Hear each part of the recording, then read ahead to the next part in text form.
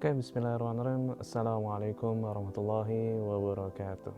Oke, gimana kabar semuanya? Sehat ya? Oke, hari ini kita akan belajar tentang bab baru, yaitu ada beberapa bab yang harus kita pelajari. Yang pertama yaitu ada bab jumlah fi'liyah, yang kedua yaitu adalah bab jumlah ismiyah, yang ketiga adalah bab mubtada dan khobar. Nanti di slide akhir Ustaz akan memberikan beberapa kosakata yang dimana kosakata itu harus kalian hafal. Kosakata ini agak berbeda dengan kosakata-kosakata yang sebelumnya. Ini tentang adalah kata antonim, lawan kata. Nanti contoh misalkan tinggi lawan katanya apa. Nah, seperti itu. Oke, sebelum kita masuk tentang materi baru kita, mari kita jeda dulu.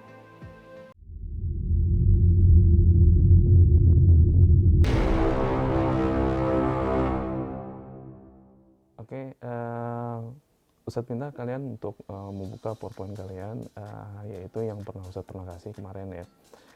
Kita akan belajar tentang jumlah fi'liyah. Sebelum kita belajar, mari kita mulai dengan membaca basmalah. Bismillahirrahmanirrahim.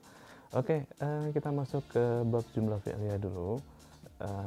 Kalau udah, oke, mari kita mulai. Jumlatun al-fi'liyatu. Al-jumlah al-fi'liyah itu terdiri dari dua suku kata. Yang pertama yaitu al-jumlatu, yang artinya adalah kalimat. Ya, al-jumlatu yang artinya adalah kalimat. Kemudian al-fi'liyatu. Al-fi'liyatu itu asal katanya adalah merupakan fi'il. Fi'il artinya apa? Yaitu adalah kata kerja. Oke, kita langsung aja ke dalam, berarti kalau misalkan jumlah fi'liyah adalah jumlah, yaitu kalimat susunan suatu kalimat yang di dalamnya terdapat kata kerja. Oke ya, kata kerja. Ingat, kata kerja dulu yang harus kita pahamin. Nah, sekarang kita masuk ke definisi secara menyeluruh dulu.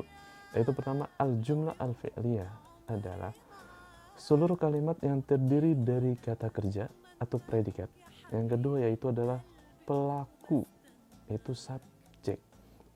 Pasti yang namanya kata kerja, orang yang melakukan pekerjaan pasti ada pelakunya. Ada pekerjaan pasti ada pelaku. Oke ya, sampai sini paham? Oke, kita lanjut. Nah, ini macam bentuk jumlah fi'liyah.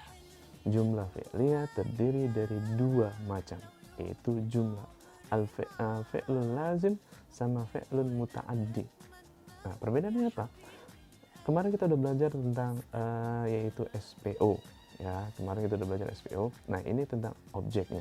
Kalau fi'il lazim yaitu kata kerja yang tidak, ingat, kata kerja yang tidak memerlukan objek. Sedangkan fi'il muta'addi adalah kata kerja yang memerlukan objek. Itu aja bedanya. Kalau fi'il lazim adalah kata kerja yang tidak memerlukan objek, fi'il muta'addi yang memerlukan objek. Hanya perbedaannya di situ. Kita langsung aja ke contohnya. Nah, lihat. Yang pertama yaitu yaktubu Zaidun. Zaidun sedang menulis. Nah, ada nggak objeknya di sini? Oh, tidak ada. Berarti dia masuk ke dalam kategori fi'lul lazim. Karena kenapa? Tidak ada objek atau tidak memerlukan objek. Ya, yaktubu Zaidun. Nah, sekarang permasalahannya, kalimat yaktubu Zaidun, yaktubu itu adalah fi'il, isim, apa huruf? Yaktubu adalah fi'il. Zaidun isim, fi'il, apa huruf? Yaitu isim. Oke, sampai sini paham ya? Oke, yaktubu merupakan fi'il, itu adalah kata kerja. Zaidun merupakan pelaku dari pekerjaan tersebut. Sekarang pertanyaannya, siapa yang sedang menulis? Yaitu Zaidun. Oke, sampai sini paham? Oke, berarti yaktubu fi'il, Zaidun adalah fa'il, yaitu si pelaku. Nah, pertanyaan di sini adalah, dari kalimat atau dua suku kata ini atau kalimat ini merupakan jumlah apa atau kalimat apa? Nah, kalau kita lihat yang pertama merupakan fi'il, maka kita bisa tahu ini merupakan adalah jumlah fi'li. Ya, karena kenapa? Didahului oleh kata fi'il atau kata kerja. Oke, lanjut. Yaftahu Muhammadun al-khizanata. Yaftahu Muhammadun al-khizanata artinya adalah Muhammad sedang membuka lemari. Oke ya. Nah, sekarang pertanyaannya, ini merupakan jumlah fi'liyah atau jumlah ismiyah? ini merupakan jumlah fi'liyah. Kenapa kok bisa tahu ini merupakan jumlah fi'liyah? Karena di awal kalimat merupakan kata kerja. Kalau kalimat yang di awalnya adalah kata kerja, maka kalimat tersebut merupakan jumlah fi'liyah. Sampai sini paham? Oke. Sekarang yaftahu Muhammadun al-khizanata. Nah, ini merupakan fi'il apa dia? Merupakan fi'il lazim atau fi'il muta'addi. Ingat, fi'il lazim apa? Yaitu adalah kata kerja yang tidak memerlukan objek. Fi'il muta'addi, kata kerja yang memerlukan objek. Sampai sini paham? Oke, kita lihat. Yaftahu Muhammadun al-khizanata. Muhammad sedang membuka lemari. Ada objeknya enggak? Oh, ada, Ustaz. Al-khizanata. Objek bahasa Arabnya apa? Yaitu maf'ulun bihi. Sekarang subjek bahasa Arabnya apa? Yaitu fa'ilun. Sekarang predikat atau kerja, kata kerja bahasa Arabnya apa? Yaitu fi'lun. Oke, sampai sini paham? Oke, lanjut. Jalasa Umar. Umar telah duduk atau sedang duduk. Bisa saja. Oke, telah duduk. Karena ini merupakan fi'il madi, maka telah duduk. Jalasa Umar berarti Umar telah duduk. Sekarang pertanyaannya, adakah objeknya? Tidak ada. Maka dia termasuk fi'il apa? Fi'il lazim. Nah, kalimat ini merupakan jumlah ismiyah atau jumlah fi'liyah? Ini merupakan jumlah fi'liyah. Kenapa kok ini disebut jumlah fi'liyah? Lihat, di awal kalimat terdapat kata kerja. Pokoknya di awal kalimat ada kata kerjanya, maka dia termasuk jumlah fi'li ya atau kalimat fi'liyah. Sampai sini paham? Oke, lagi. Qara'a al-ustazu al-Qur'an. Ustadz telah membaca Al-Quran. Nah, pertanyaannya, dia termasuk kalimat apa? Dia termasuk kalimat fi'li ya. Nah, sekarang fi'ilnya ini dia termasuk kalimat fi'il apa? Yaitu fi'il muta'addi. Sampai sini paham? Oke, lagi dari awal. Yaktubu Zaidun. Yaktubu Zaidun merupakan kalimat apa? Yaitu kalimat fi'liyah.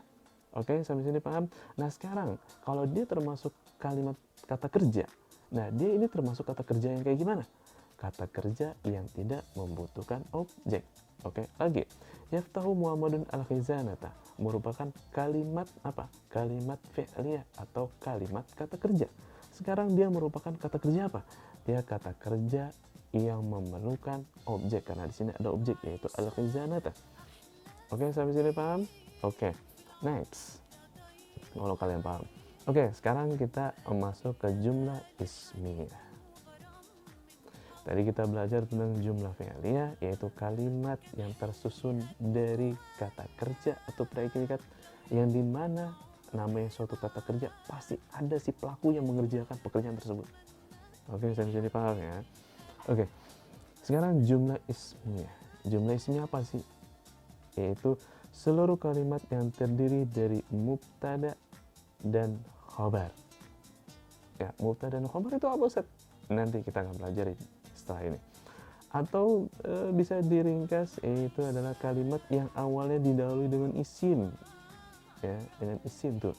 Ingat, kalau ada kalimat dia awalnya adalah isim, maka kalimat tersebut merupakan jumlah ismiyah atau kalimat isim.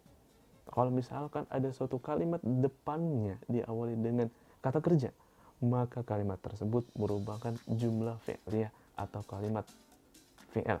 Sampai sini paham? Oke, kita masuk ke topik jumlah ismiyah. Langsung aja kita masuk ke pembahasan contohnya. Yaitu yang pertama adalah al-ustadzu jamil. Ya, al-ustadzu jamil. Ya, ini merupakan susunan dua kata, berarti ini termasuk merupakan kalimat.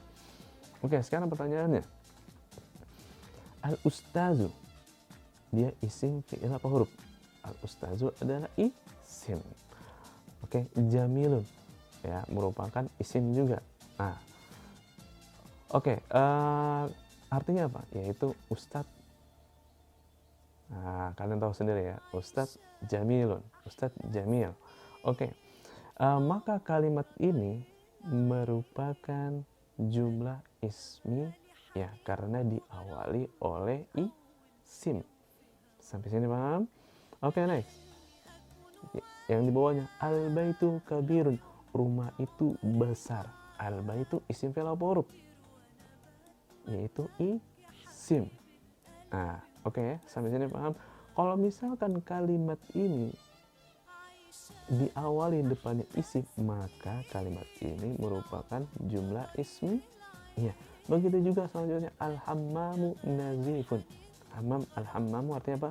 Yaitu kamar mandi. Nazifun itu artinya bersih. Berarti kamar mandi itu bersih. Pertanyaan Ustaz, kamar mandi itu bersih. Nah, itu merupakan kalimat apa? Kalimat ismiyah atau kalimat fi'liyah?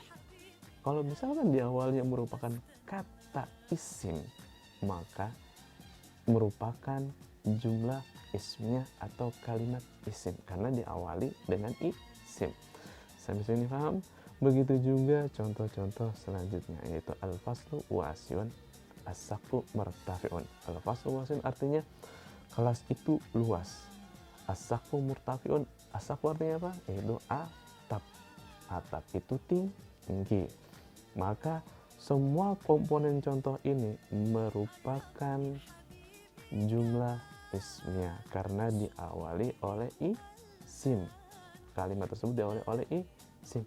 Nah sekarang Ustaz, apa sih tadi kan jumlah ismiyah merupakan susunan kata-kata yang terdiri dari mubtada dan khabar. Apa arti itu Ustaz? Apa arti mubtada dan khabar? Nah, oke. Kita akan mengulas setelah bab ini. Oke, next. Nah, ini dia. Pengenalan dasar. Nah, tadi jumlah fi'liyah, jumlah ismi itu merupakan pengenalan dasar dulu. Ya, begitu juga mubtada dan khabar. Ini pengenalan dasar. Nah, sekarang mubtada itu apa sih, Ustaz? Oke, kita belajar definisi dulu adalah isim yang harokat akhirnya dibaca marfu atau rofa. Rofa bentuknya gimana? Itu bentuknya kayak doma ada di atas. Ingat, di akhir kata ya. Al-ustadzu. Ya, al-ustazu. Nah, lihat di atas zal itu harokatnya apa? Itu harokatnya rofa atau marfu. Sampai sini paham? Nah, letaknya pada setiap awal kata. Nah, letaknya di awal kata.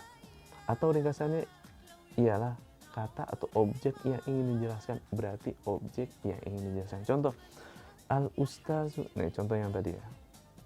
Oke, kita back. Ini adalah merupakan contoh ismiyah. Ya, ini merupakan contoh ismiyah. Al-ustazu merupakan isim. Lihat harokat al-ustazu yang belakang. Ya, itu merupakan dia adalah rofa atau doma. Ya. Tadi artinya apa? Yaitu mubtada artinya adalah objek. Oke. Sekarang tadi khobar apa? Isi yang menjelaskan kata objek di awal yang menerangkan keadaan, kedudukan dan sebagainya. Jadi kalau khobar itu artinya adalah kabar. Kabar dari objek itu gimana? Ya, dia yang mengabarkan atau yang menjelaskan, yang menerangkan tentang mubtada. Mubtada itu adalah objek. Nah, khobar itu adalah kabar dari objek tersebut apa? Nah, contohnya aja dari jumlah ismiyah ini. Ini kan jumlah ismiyah nih tadi. Al-ustadzu jamil. Al-ustadzu merupakan mubtada adalah atau objek. Nah, jamilun ini merupakan kabar. Kabar dari ustadz itu gimana? Oh, kabarnya atau kedudukannya atau keadaannya dia itu ganteng. Berarti ustadz itu ganteng. Lagi contoh. Yaitu yang kedua, al-baitu kabirun. Nah, keadaan objek dari bait itu atau rumah itu bagaimana keadaannya? Atau kabar dari rumah itu bagaimana? Oh, kabar rumah itu besar. Berarti al-baitu di sini merupakan mubtada, kabirun di sini adalah apa? Khobar. Sampai sini paham? Oke, kita masuk ke penjelasan utamanya dari mubtada dan khobar ya. Kita udah jelaskan tadi kan, mubtada adalah isim yang harokatnya dibaca rafa, terletak pada awal kata, dan dia itu merupakan objek. Objek yang apa? Yang ingin dijelaskan. Oke, khobar itu adalah kabar. Kabarnya dari objek tersebut gimana? Ya, yang menerangkan tentang keadaan, kedudukan, dan lain sebagainya. Oke, kita masuk ke contohnya aja langsung. Contohnya itu adalah Muhammadun muslimun. Muhammad muslim. Muhammad seorang muslim. Nah, pokoknya yang di awal di sini ini kan isim. Ya, isim ketemu dengan isim. Karena mubtada merupakan isim, khobar merupakan isim. Lihat, mubtada merupakan isim, khobar juga merupakan isim. Oke, sampai sini jelas? Oke, Muhammadun adalah isim, muslimun juga isim. Nah, sekarang objeknya yang mana? Objeknya muslim atau Muhammadun? Objeknya jelas Muhammadun, karena dia terletak pada awal kalimat, maka disebut mubtada. Nah, sekarang pertanyaannya, kabar dari Muhammad ini gimana? Oh, ternyata Muhammad seorang muslim. Maka muslimun di sini merupakan khobar yang menjelaskan kedudukan atau keadaan Muhammad. Sampai sini paham? Oke, next. Nah, sekarang ada huwa. Huwa mahirun. Nah, pertanyaan Ustaz, huwa itu isim, fi'il, apa huruf? Ini penjelasan tentang pelajaran di semester pertama. Kalau huwa adalah isim, dia termasuk isim apa? Ingat, isim terbagi menjadi 3, yaitu isim zohir, isim domir, sama isim mubham. Ya, isim zohir itu apa sih, Ustaz? Isim zohir itu contoh kayak seperti Muhammadun, Aisyatun, Fatimatun, Saburotun. Ya, itu adalah kata-kata nama atau disebut isim alam, yaitu nama orang, nama benda mati, atau nama benda benda hidup tapi tidak berakal. Contohnya apa? Kayak pohon, itu kan merupakan benda hidup tapi tidak berakal. Sampai sini paham? Oke, huwa merupakan isim dari isim domir. Isim domir artinya apa? Yaitu kata ganti orang. Artinya adalah dia. Ya, ingat, kata ganti orang. Ini pelajaran bahasa Indonesia juga nih. Ada artinya adalah dia. Nah, sekarang dia itu cowok. Dia itu bagaimana keadaan kabarnya? Oh, ternyata dia pintar. Maka huwa ini merupakan isimnya apa? Isim mubtada. Sekarang mahirun ini adalah isim. Isim apa? Isim khobar, karena dia yang menjelaskan atau menerangkan keadaan dan kedudukan si dia. Sampai sini paham? Oke, next. Hada.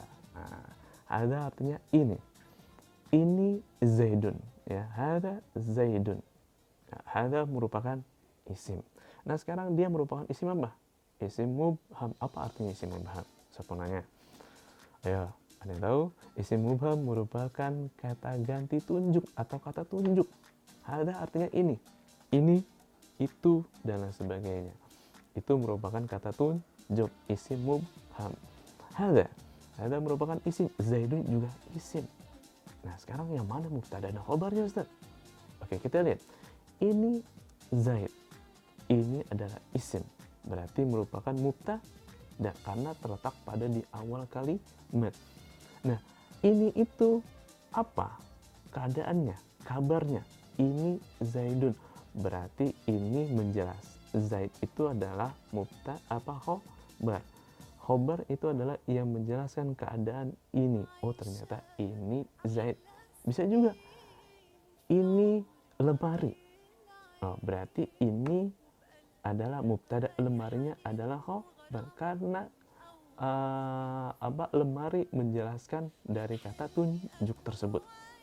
Kita nggak tahu kan ini apa ini, gitu kan? Karena nggak jelas. Kalau misalkan ini pulpen, ada qalamun, ya berarti kalau hadza adalah merupakan isim mubtada, dan kalau qalamun berarti merupakan isim khobar karena dia menerangkan dari isim apa? Isim mubham, ya, karena dia menjelaskan kata ini. Nah, pulpen itu menerangkan atau mengkabarkan keadaan kata tunjuk. Oke, lanjut. Yaitu ada di sini yang terakhir adalah al-baitu kabirun.